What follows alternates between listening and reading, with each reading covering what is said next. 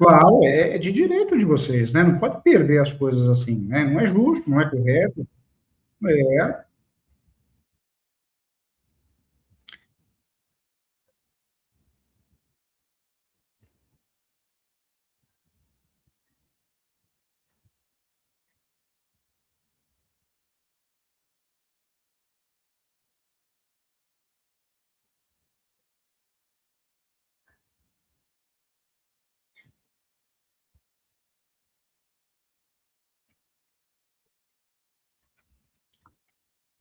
Você tem o CPF dela, você tem?